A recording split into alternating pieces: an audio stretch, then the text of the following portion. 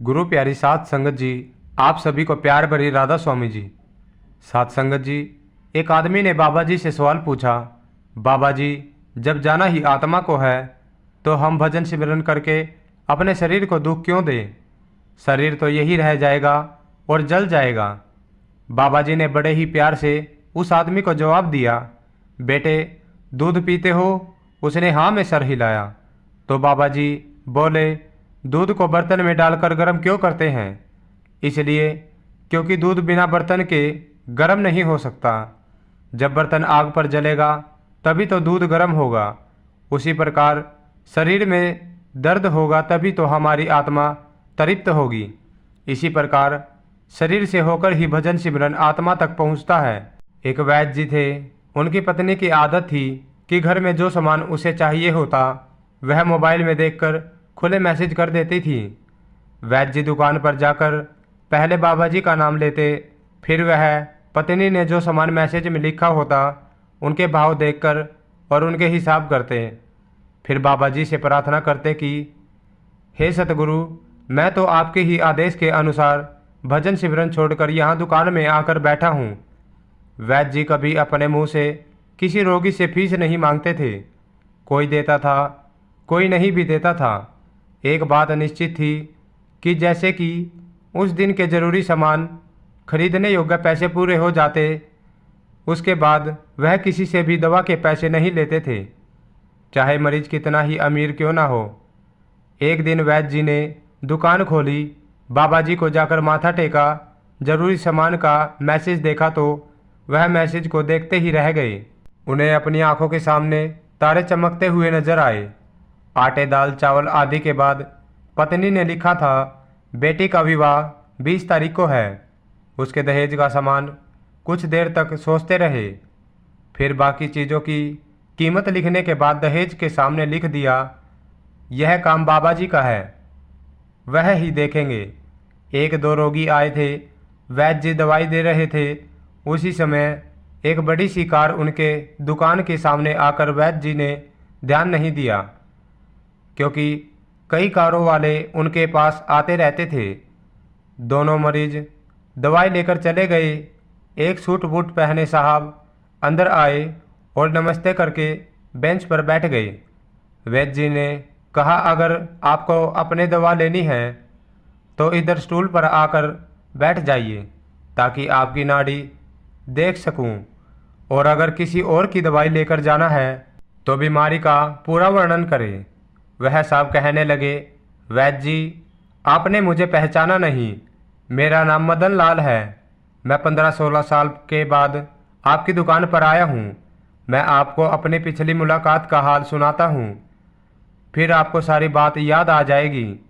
जब मैं पहली बार आया था तो मैं खुद नहीं आया था, मुझे बाबा जी आपके पास लेकर आए थे, क्योंकि बाबा जी ने मुझ पर दया की थी।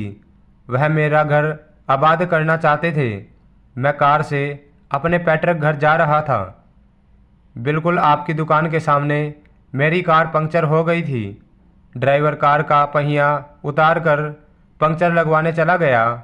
आपने देखा था कि मैं कार के पास गर्मी में खड़ा हूँ, तो आपने मुझे दुकान की ओर इशारा किया और कहा कि इधर आकर कुर्सी पर बैठ जाए। अंधा क्या चाहे दो आंखें, और मैं कुर्सी पर आकर बैठ गया।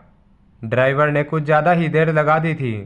एक छोटी सी बच्ची भी यहाँ आपकी मेज़ के पास खड़ी थी और बार बार कह रही थी, बाबा मुझे भूख लगी है, चलो ना आप। उसे कह रहे थे कि बेटी थोड़ा धीरज रखो। मैं यह सोचकर कि इतनी देर से आपके पास बैठा हूँ और मेरे ही कारण आप खाना खाने भी नहीं जा रहे थे, मुझे कोई दवाई खरीद लेनी चाहिए ताकि आप मेरे बैठने का बाहर महसूस न करें। मैंने कहा, वैद्य जी, मैं पिछले कई साल से लंदन में रह रहा हूँ। लंदन जाने से पहले मेरी शादी हो गई थी, लेकिन अब तक बच्चों के सुख से वंचित हूँ।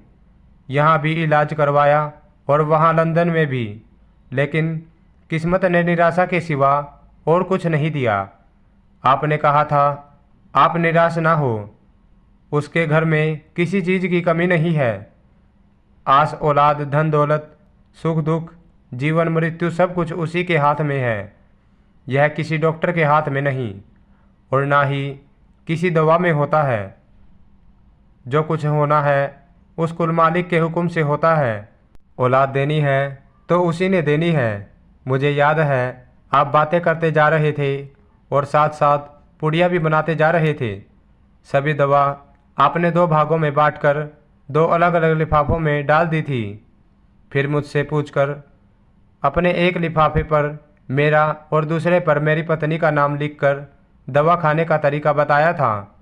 मैंने तब वह दवाई बेदली से ले ली थी, क्योंकि मैं सिर्फ कुछ पैसे आपको देना चाहता था। लेकिन जब दवा लेने के बाद मैंने पैसे पूछे तो आपने कहा था बस ठीक है। मैंने जोर डाला तो आपने कहा कि आज का खाता बंद हो गया है। मैंने कहा मुझे आपकी बात समझ नहीं आई। इस दौरान वहाँ एक आदमी आया। उसने हमारी बात सुनकर मुझे बताया कि खाता बंद होने का मतलब यह है कि आज के घरेलू खर्च के लिए जितने पैसे वैद्य जी ने उस मालिक से मांगे थे वह बाबा जी ने उन्हें दे दिए हैं। अधिक पैसे वैद्य जी नहीं ले सकते। मैं जब घर जाकर अपनी पत्नी को वह दवाई दी और सारी बात बताई तो उसके मुंह से निकला वह इंसान नहीं, कोई देवता है। उनकी दी दवाई ही हमारी मुराद पूरी करने का कारण बनेगी। आज मेरे घर में 2 फूल खिले हुए हैं। हम दोनों पति पत्नी हर समय आपके लिए प्रार्थना करते रहते हैं। कितने सालों तक काम में व्यस्त था, नहीं तो स्वयं आकर आपसे धन्यवाद के 2 शब्द ही कह जाता। कितने वर्षों बाद आज भारत आया हूँ और कार केवल यही रोकी है। वैद्य जी हमारा सारा परिवार लंदन में सेटल हो चुका है।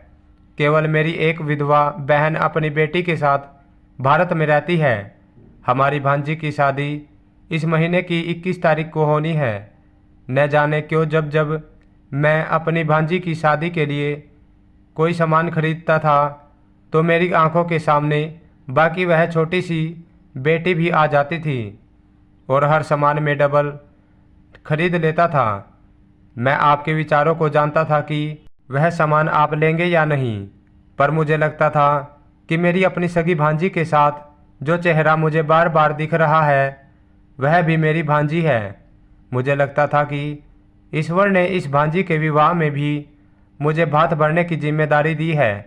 वैद्य जी की आंखें आश्चर्य से खुली रह गई और बहुत धीमी आवाज़ में बोले, मदन लाल जी, आप जो कुछ कह रहे हैं मुझे समझ नहीं आ रहा है कि उस मालिक की यह क्या माया है।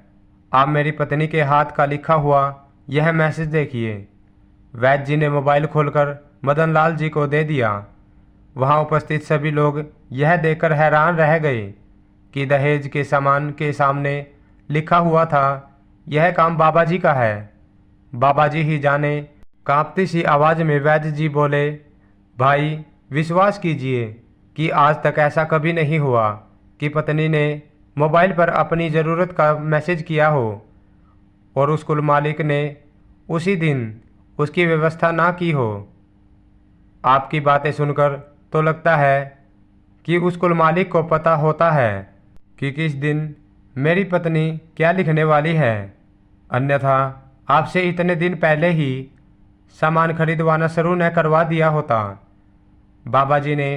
वैद्य जी बोले, वाह दातया वाह, तू बड़ा महान है, तू बड़ा दयावान है।